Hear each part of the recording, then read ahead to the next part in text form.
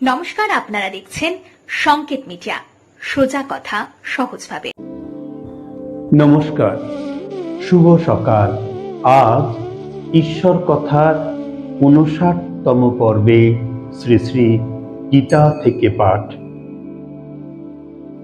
নমস্তে জলদাভাস, নমস্তে জলশায়িনে, নমস্তে কেশবানন্দ বাসুদেব নমস্তুতে। হে কৃষ্ণ করুণা সিন্ধু দীনবন্ধু জগৎপতে, গোপেশ গোপিকা কান্ত রাধাকান্ত নমস্তুতে।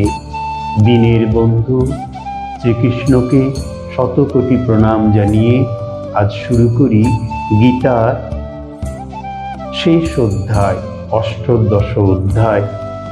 গীতার শেষ বলে কিছু নেই, সবটাই যেন শুরু।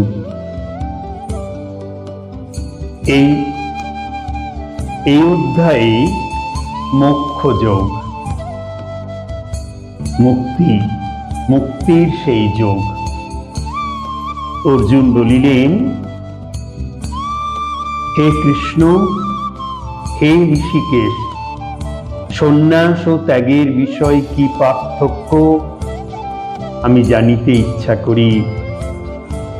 শ্রী ভগবান বলিলেন, জ্ঞানীর কাম্য কর্ম ত্যাগকেই সন্ন্যাস বলিয়া জানিবে, আবার সর্বপ্রকার কর্মফল ত্যাগকেই জ্ঞানীরা ত্যাগ বলিয়াও থাকেন।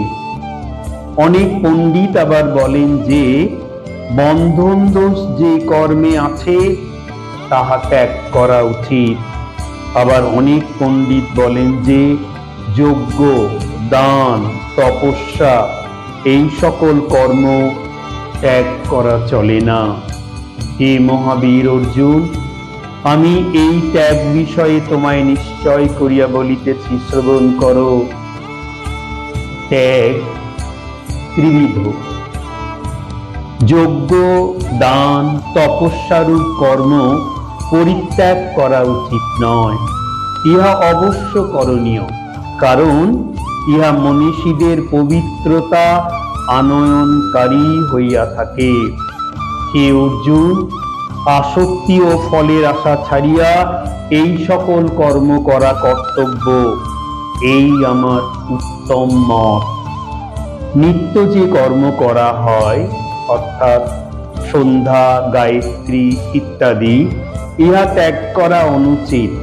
মোহবশত যদি তাহা ত্যাগ করা হয় তবে তাহাকে তামসিক ত্যাগ বলে। কর্ম কষ্টকর ভাবিয়া শারীরিক কায় ক্লেশ ভয়ে যে কর্ম ত্যাগ করা হয় তা রাজসিক ত্যাগ। সেই ত্যাগ দ্বারা প্রকৃত কর্মত্যাগের কোনো ফল পাওয়া যায় না। হে অর্জুন, কর্তব্যবোধে নিত্য যে কর্ম করা হয় সেই কর্মের আসক্তি বা ফল ত্যাগ করার নামই সাত্ত্বিক ত্যাগ। নিঃসংশয়ী, মেধাবী এবং সত্ত্বগুণ ত্যাগী কষ্টকর কর্মে বিরক্ত হন না। আবার যে কার্যে সুখী হন সে কার্যেও খুব আনন্দ বোধ করেন না। পৃথিবীতে দেহী সব কর্মই ত্যাগ করিতে পারে না, তবে যে কর্মফল ত্যাগী তাহাকেই ত্যাগী বলা হইয়া থাকে।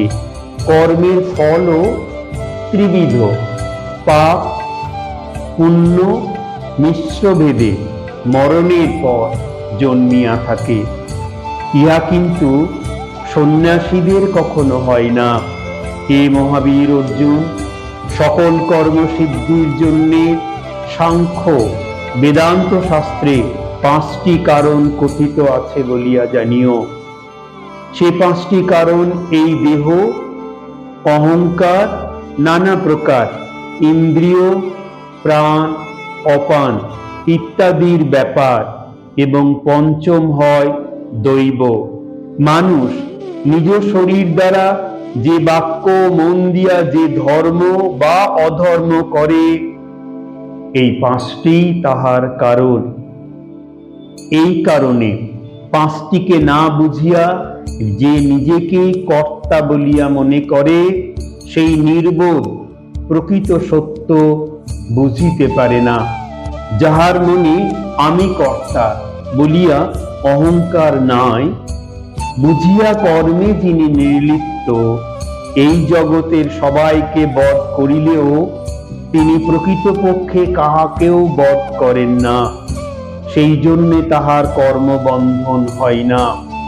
সকল কর্ম প্রেরণার, জ্ঞান জ্ঞেয়, পরিজ্ঞাতা, এই তিনটি কর্মের প্রবর্তক। আবার কারণ, কর্ম, কর্তা, এই তিনটি হইল কর্মের আশ্রয়।